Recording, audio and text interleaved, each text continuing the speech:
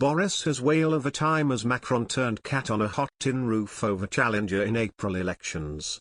Emmanuel Macron is facing a serious challenge from centre-right opponent Valérie Pécresse in April's French presidential elections, and must tout his achievements in order to secure a second term. Dr. Perron, a Switzerland-based political scientist and consultant, was speaking in the last days of a turbulent year for the 44-year-old former merchant banker, which has seen him face sharp criticism over his handling of the coronavirus pandemic.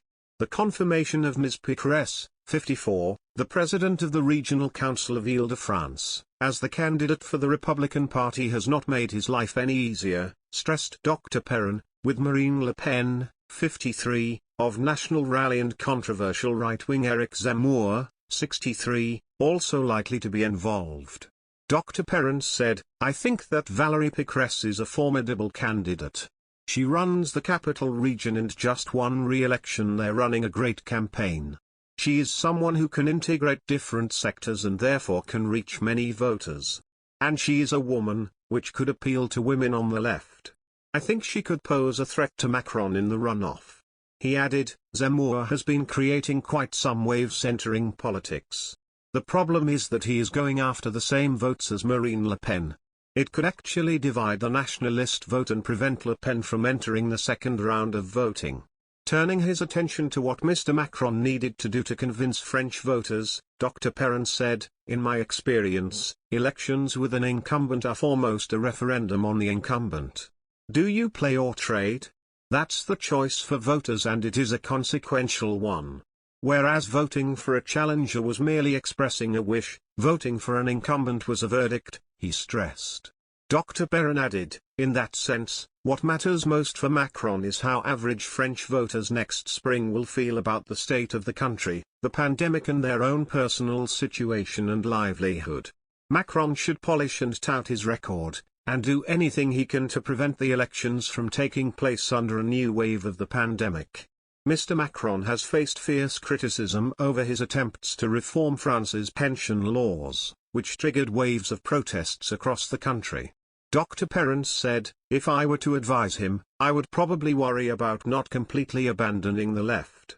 If there is anything he can do that pleases them without antagonizing the right, I would do it, some appointment, signature speech.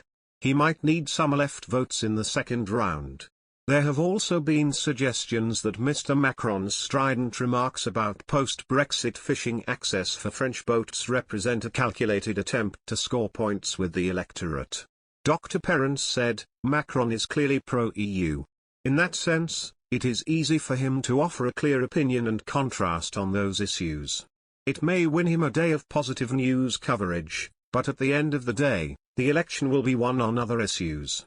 An anonymous political expert said, "I do think that, assuming that Emmanuel Macron is going to stand, and I think that's a fairly safe bet, I think his most serious opponent is going to be Valérie Pécresse. And I think both of them are going to be competing for the centre-right ground. That could be quite dangerous for Emmanuel Macron simply because, going back to the elections in 2000 when you had Marine Le Pen's father competing against Jacques Chirac, there was what they called the hold your nose factor. The left and the centre-left voters moved to vote for Chirac just to keep the extreme right out. I think if it comes down to a second round between Macron and Pécresse, you won't get that factor. A lot of left voters having not been able to put together a really powerful challenge to Macron from the left, they would just abstain. That could be quite dangerous for Emmanuel Macron." Ms. Pécresse, who was picked as Les Républicains' candidate earlier in December, has benefited from an early boost in the polls after her selection. Political editor Mark Perelman said, Macron's figures are not huge in terms of percentage. He has around 25%. But the polls show that if Valérie Pécresse makes it to the second round, she is a clear danger to him, and this is why he is going to focus his attention on her. President Macron has yet to officially declare his candidacy.